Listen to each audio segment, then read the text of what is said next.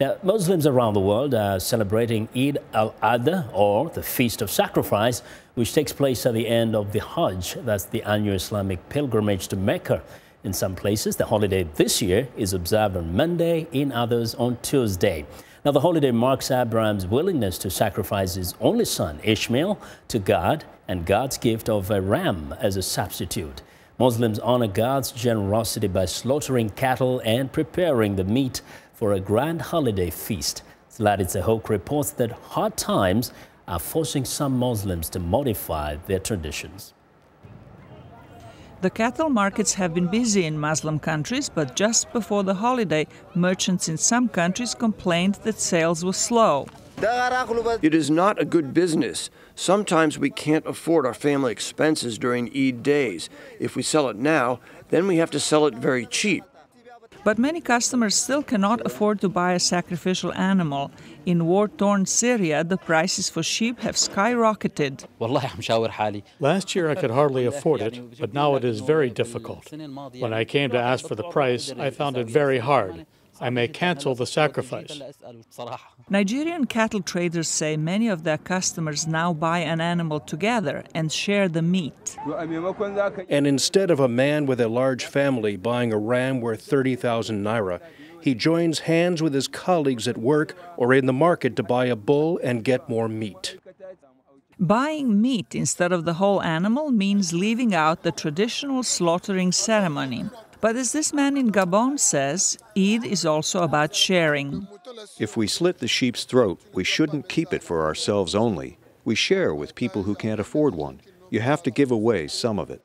Turkey is taking that obligation seriously and has been sending food, clothing and other supplies to people in Gaza after making a deal with Israel to permit the delivery of humanitarian aid into the blockaded strip. The latest shipment on Sunday contained bicycles. We are here for distribution of bicycles right now here in Gaza because the Eid-al Adha is coming. We want to make the children happy and we want to show that we are supporting them. Another tradition that has seen some change this year is the annual pilgrimage to the holy sites of Islam in Saudi Arabia. Thousands of Iranians went to Iraq's holy city of Karbala instead of to Mecca, where hundreds of Iranian pilgrims were crushed in a stampede last year. Zlatica Hoke, VOA News, Washington. Well, forgotten in the desert of South Morocco from the Algerian border, several nomadic families are surviving under very precarious conditions. The combination of worsening climate stresses, border conflict with Algeria and frequent drought has pushed many of them to abandon their pastoral nomadic life. Adeline Belou went to meet the forgotten men and women of the Sahara. It takes several hours on chaotic tracks to reach the nomadic families of the desert region of Mahamid located in South Morocco. Over the past years, consequences of the border closing but also the construction of the dam at Ouarzazate have profoundly altered the lifestyle of the nomadic families. Because of watering difficulties, breeders have lost 2/3 of their cattle.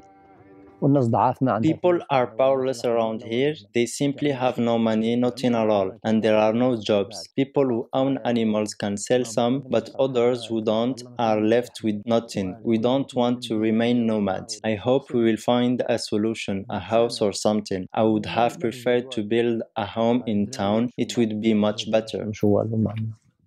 Father of 6, Salem decided to settle a few hundred meters to a well drilled by a foreign NGO several years ago.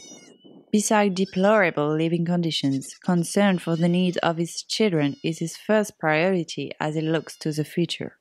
With no access to the education system, nomadic families rely on each other.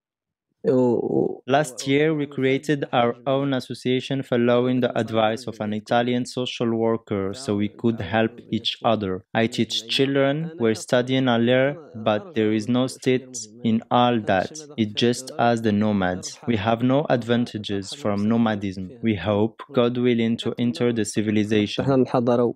With no access to education, the vast majority of nomadic children are forced to acquire livestock farming in order to perpetuate the tradition, but without prospects of a better future.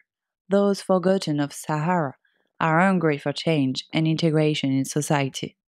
Back to the days of my parents at a time of real nomadism, it was very exhausting, but they moved constantly. Now we've become more sedentary. I never went to school, never my parents nor I. I really wanted to go to school, but I never found one. Nomads have the lowest literacy rate in the States. In general, they suffer from a lack of education, health, and communication facilities. With no government measure on the way, there is a prevailing sense of injustice among nomadic people.